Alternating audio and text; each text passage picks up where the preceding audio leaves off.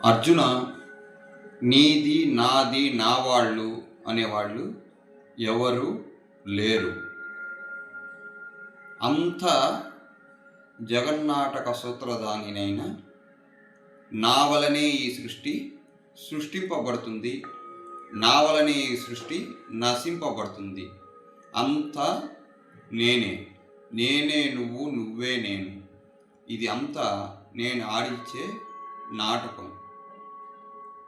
దీనిని నీవు సమూలంగా అర్థం చేసుకొని నువ్వు ధైర్యంగా నీ కర్తవ్యాన్ని నిర్వర్తించు అని అర్జునుడు బాధతో ఉన్నప్పుడు శ్రీకృష్ణుడు తన మాటలతో అర్జునుడి చిత్తచాంచల్యాన్ని తొలగిస్తాడు.